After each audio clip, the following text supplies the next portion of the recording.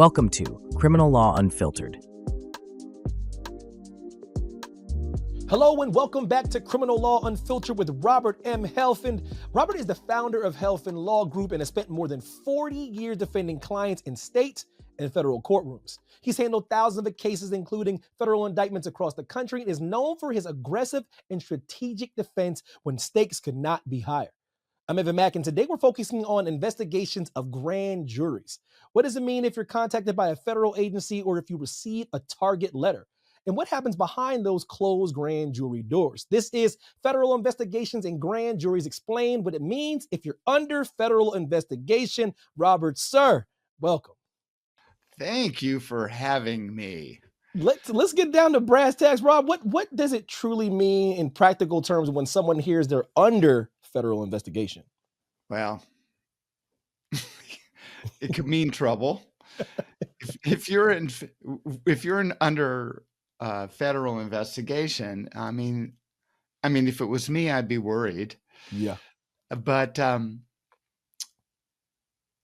don't know how the person got under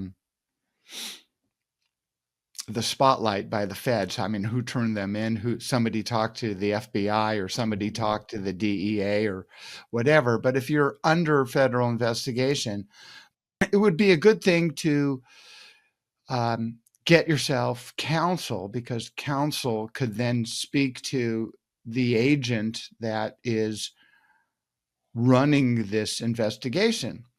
It's not so much that you want to speak to the agent and tell them to knock it off, but what happens is federal agents don't do anything alone. They're always working with a U.S. attorney, which is different than a state investigation. Any kind of a local investigation, it's just the police, the sheriff, and they do it on their own. And then they make mistakes or they blunder along, and then once they're finished with their investigation, then they give it to the DA, and then the DA decides whether or not the investigation was a good one, and whether there's enough to charge somebody with a crime.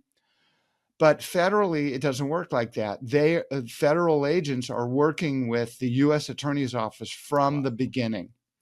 And so what competent counsel does is, once you find out, or your client comes to you and says, I found out I was under federal investigation, what your lawyer would do is they would call the agent, and then the agent would give you the number, the contact information of the U.S. attorney, and that's where you start. You start with the U.S. Attorney's Office, and then you go from there. Find out, is your client a target of this investigation? Is your client a subject of the investigation? Or maybe your client's just a witness. So it all depends, and you got to get right to the U.S. Attorney's Office if you want to be proactive in this case.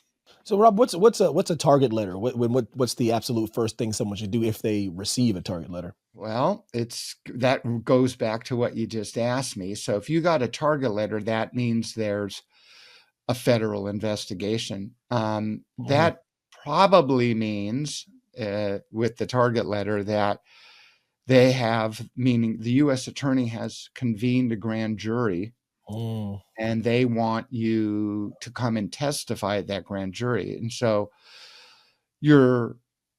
that means that they want you to get a lawyer, meaning the U.S. attorneys, they want you to get a lawyer, and they want you to give that target letter to a lawyer. So that lawyer will then call the U.S. attorney, and then you can discuss ways forward. Of course, they know once a lawyer or myself or any counsel calls them, the U.S. Attorney's Office, they know that you're not permitting your client to say anything to a grand jury. And so if it's a target letter, you really need to do something. Otherwise, you most likely will be indicted. And at 6 a.m, the FBI or the DEA or the ATF will be at your door, taking you into custody and bringing you to see a magistrate within a few hours. Brock, is it possible to be under this federal investigation without even realizing it? Is that a thing? Well, I mean, is it possible? Yeah, sure.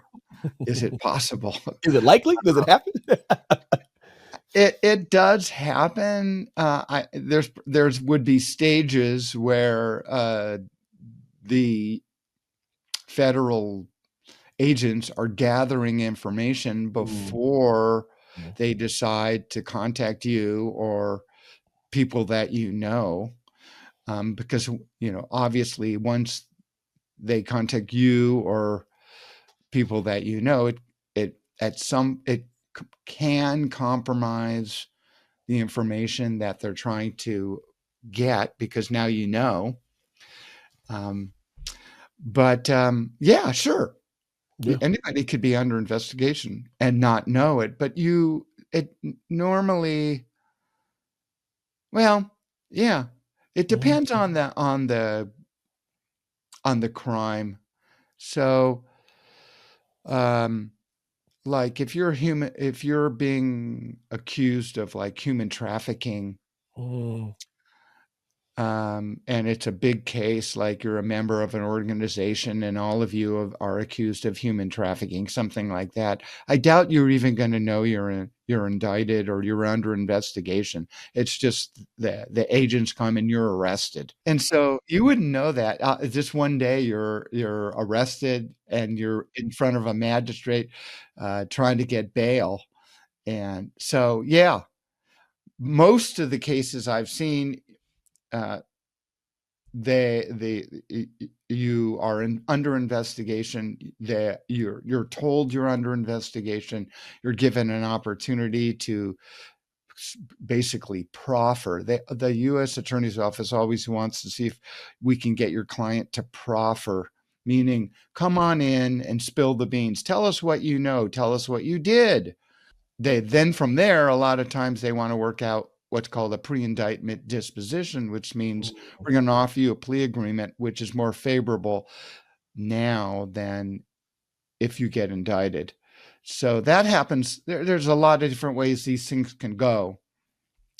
And we could talk about it for hours. Robert, you mentioned like grand juries earlier, but like, how does it work in a federal case? How is it different than a regular trial? Because I think people see that on Law and Order, or they'll see that grand jury thing. But how does it actually work? To the layperson. Well, they are completely different procedures.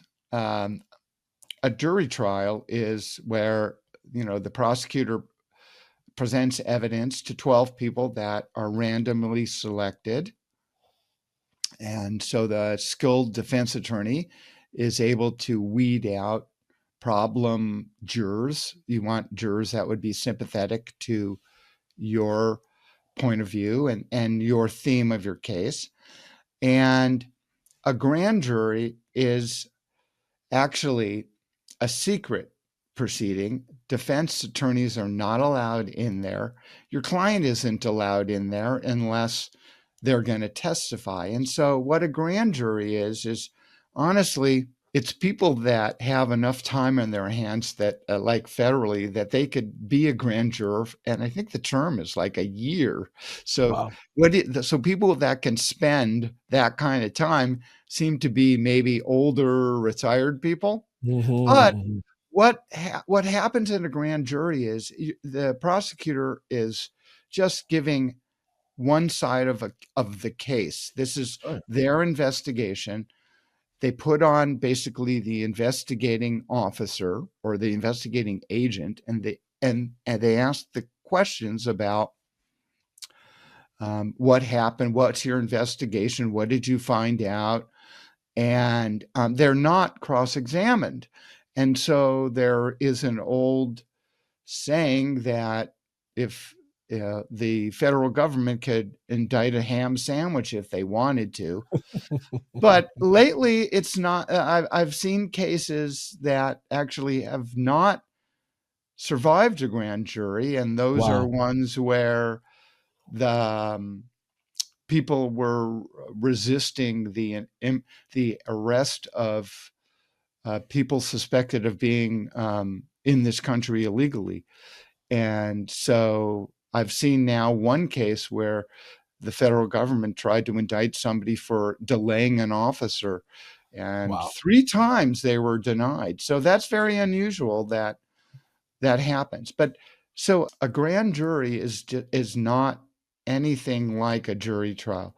A grand jury, certain jurisdictions in this country, state jurisdictions, local jurisdictions, they only indict, and that would be in like New York, like in the Brooklyn and the borough of Manhattan. They indict people on a felony. They don't do what was called a preliminary hearing. And in California, we have what's called a preliminary hearing, which is fantastic for the defense attorneys and for the clients, because you get to see a big chunk of really what's going on in your case, and it allows somebody like myself to cross-examine and poke holes in their case. And I've had a few occasions where I've been able to get a case dismissed at prelim, which is very difficult because it's only a probable cause hearing. And so I was able to convince a judge that there's not even probable cause here that this happened. So what a grand jury really is, it's basically these 12 or actually 20 people, and they need a majority. So you need 11 of the 20 to agree that there's probable cause. There's probable cause that a crime occurred, and there's probable cause that the person that they are accusing committed that crime. Mm. So that's really what the difference is. It's and the feds do that on purpose. The federal government does that on purpose. They don't want defense attorneys to be able to cross-examine their witnesses. It's just another way for the federal government to stack the deck in their favor when they bring a case against one of your clients. So what if somebody receives that subpoena to testify before the grand jury? What do they have rights? Do they have protections? If so, what do they have? It depends on your role. Mm. It depends on your role in this offense. If you're the target of this grand jury investigation, there's absolutely no way you're going to testify, and you would need to get counsel. And if you can't afford to get counsel, the U.S. attorney would probably tell you need to speak with the public defender, because so that you have somebody neutral telling you you can't testify in this case. If you're a witness, you still should get at least some legal advice, because then your lawyer could call the U.S. attorney and find out what role does this person play in this investigation, so you can find out whether or not they're a witness, if they open their mouth, whether they're subjecting themselves to some kind of a legal jeopardy. You never know. Right. So it's important to find out somebody's role, and you should consult counsel before you just submit yourself to a subpoena. Robert, you mentioned the public defender, and growing up watching so many TV shows and movies, the public defenders always get criticized, you know what I mean? Is there truth to that? Because I've always wondered, because people always act like you can just afford an attorney, but if you can't and you have a public defender, why does everyone act like that's a death sentence? And public defenders are lawyers, right? Are they as bad as all these things that I've seen portray them as? Well, you answered, you took the words out of my mouth. Really? When you said public defenders are lawyers, they're lawyers. Of course they're lawyers. And I have many colleagues that are public defenders, and they're fine lawyers. The problem with being a public defender is the perception from the client that since I don't pay you, I can't trust your advice. Yeah. Okay. I'm honestly I've done this for 41 years, and I've been hired by people who, they had the public defender, and because they paid me, I mean, I'm telling them, that I'm giving them kind of the same advice, but because I got paid, they can trust me that I'm not working with them. I'm not working Mhm. with the district attorney, or I'm not working with the U.S. Attorney's Office. So it's just the perception that you can have. Now, are there bad public defenders? Sure. I mean, are there bad private counsel? Sure. It's a personality thing. And um, it's just a personality thing. Honestly, a public defender's job is so difficult. It's a very difficult job. Um, the caseload that they have, um, they're battling the DA, and sometimes they're battling the judge, and Mhm. sometimes they have to battle their client who's under the misconception that that the public defender is working with the prosecutor. Okay, I'll give you Mhm. this case, you give me the other case. So no, public defenders uh, on a whole are fine lawyers, and if you can't afford one, you can't afford your own lawyer, then you have to have a public defender. Our system is designed, you need a lawyer when you are facing going to jail. Okay, there's nothing Absolutely. worse than your liberty being taken away from you um, when you didn't do anything. Hmm. So the Hmm. system will try to bend over backwards to make sure somebody who's innocent doesn't go to jail. So what's your best advice for anyone contacted by the FBI, DEA, or any other federal agency and isn't sure what to do next, sir? Well, the first thing you should do is you need to contact counsel. You need to Mhm. contact counsel because counsel needs to contact that agent and contact the U.S. Attorney's Office so that you can get the ball rolling as to where is this going. You could probably get some pre-indictment discovery from the U.S. Attorney's Office that can be shared with shared with you. Your lawyer could get that from them, and you can discuss which way to go. What do you want to do? Do you want to work on trying to resolve this case? You want to just let them indict you and then we'll deal with it later? I've had many cases where I didn't like the pre-indictment offer or disposition being offered by the U.S. Attorney's Office. So Mhm. we let the case go to indictment. But because I was in contact with the U.S. Attorney the whole time, they let me know when my client was indicted, so they didn't come get my client in the middle of the night, or basically, it's not the middle of the night, it's early in the morning. They Yeah. didn't do that. We self-surrendered. We agreed to a bond ahead of time. So my client didn't spend any time in jail. Mm. Robert, sir, thank you very much for your time. Pleasure. Thank you for having me. I always enjoy it.